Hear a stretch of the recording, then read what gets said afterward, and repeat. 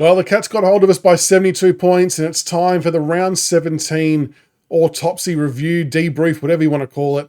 Look, not the result we were obviously after. 18 16, 124 to 17 52. But I mean, look, if I'm doing my full clutching at straws and silver lining, it actually could have been a lot worse. I know maybe a little bit of that was to do with Geelong taking the foot off the throat a little bit.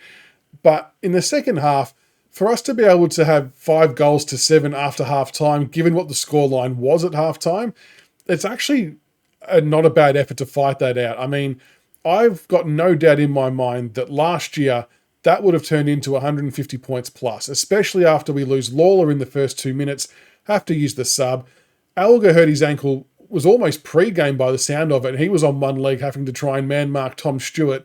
Tom Brown hurt his ankle as well, so he was running around on one leg. Hugo Ralphsmith does a hamstring, later in the second half. So we were kind of up against it in a lot of ways. I mean, that aside, Geelong were a quality outfit, so I don't want to take anything away from them whatsoever. But the end result really did feel an accurate reflection somewhat of where they're at against where we're at. And it doesn't take away from the fact that losses are shit. No one likes them. They're frustrating. They can be hard to watch. But there also needs to be an element of context and understanding of where both sides are at. And look, the last month of football has not been great for us result-wise. We've been smacked by Geelong, by the Bulldogs, and by Adelaide. But when you step back and look at it, they're all top 4, top 5 sides. There's a strong probability that they'll be somewhere in the vicinity of a prelim final come the end of the year. They're 6-7 years ahead of where we are, and we're 16 weeks into a full-blown rebuild. So I don't think we should get too caught up in these last 3 games and what the margins have looked like.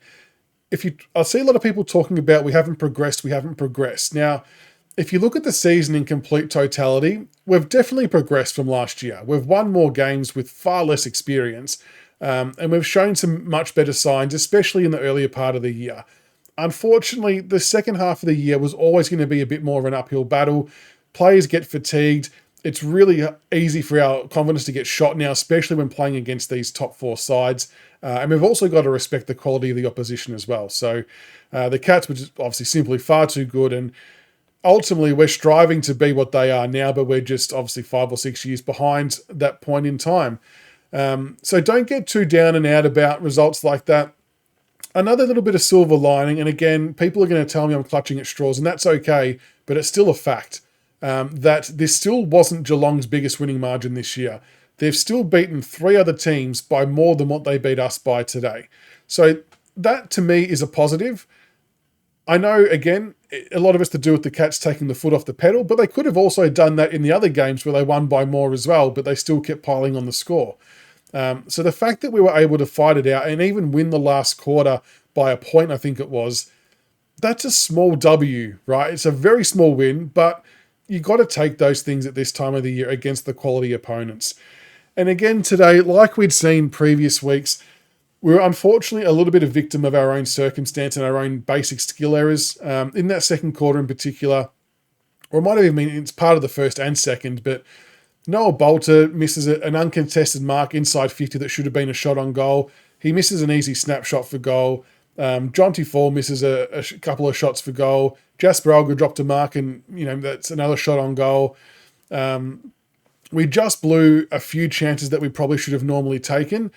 And that kind of stuff can start to weigh on players' minds. And as Uze said in the past, that it kind of bursts their confidence a little bit and then things progress downhill from there. So we just need one of those games we can convert our chances early. I don't know what they have to do to unlock that, but that's kind of where we're at. And look, it was good to see Jonty kick a goal at the end.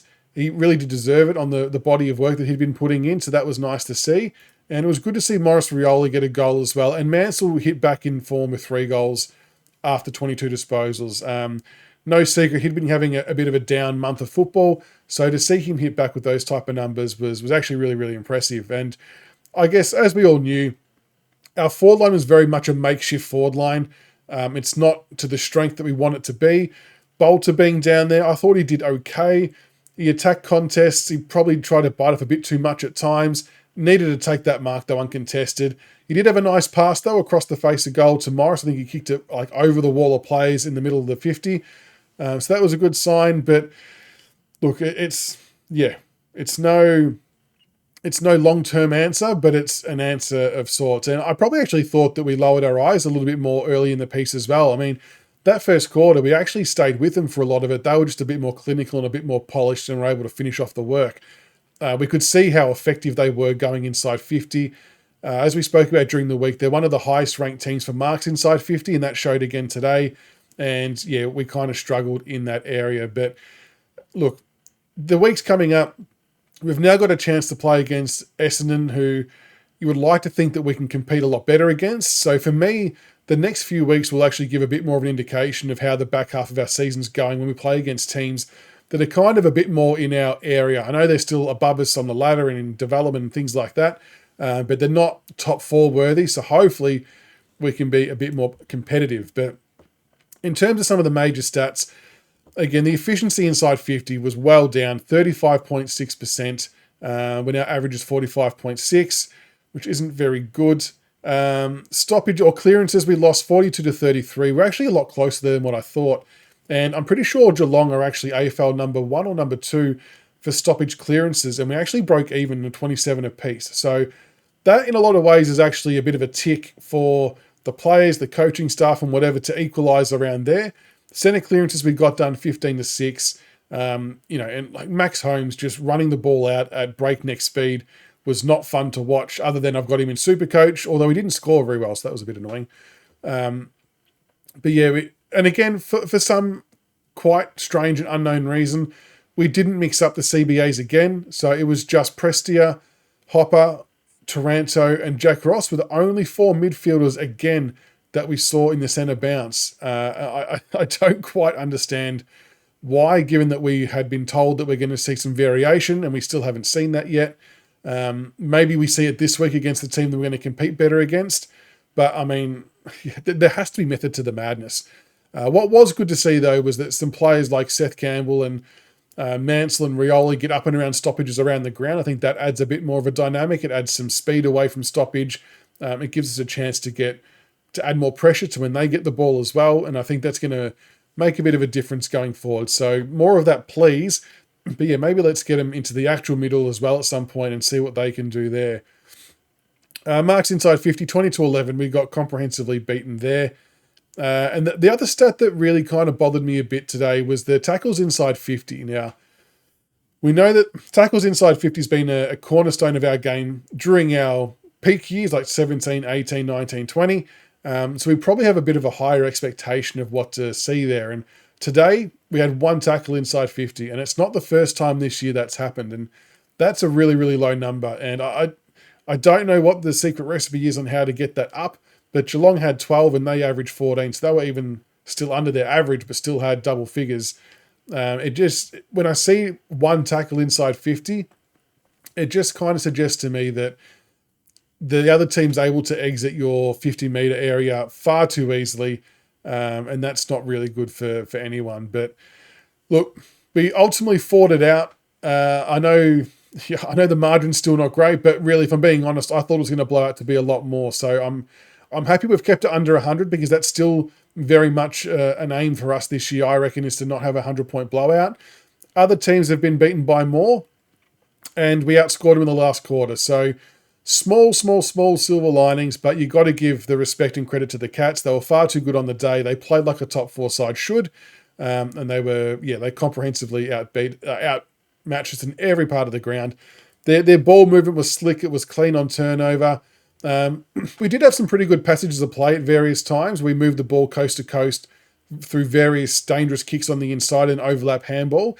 That was good to see. If we can get into that habit a bit more, that would be nice, and hopefully we can see it happen more and more as the years go on. But that's it. That's the analysis, the breakdown, the autopsy, whatever you want to call it, for the Cats game. Let us know what you all thought in the comments below. Who did you like? What didn't you like? I'm sure there's plenty that we didn't like, but let's just all make sure we all keep sticking together.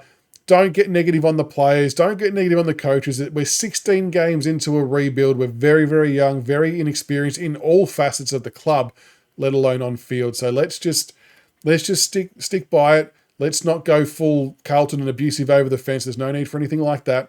But hopefully we can see some more competitive games against your Essendons, your West Coast, your North Melbournes. They might still get the 4 points, but hopefully we can be in those games longer because they're kind of a bit more at our level. But we'll see how that goes this week. There's going to be some forced changes. We're going to be obviously without Lawler. There'll be no Bolter because of the curfew. Obviously still no Lynch. I'm guessing Hugo Ralsmith is going to miss. Jasper Alger is a chance to miss, I reckon, with the rolled ankle.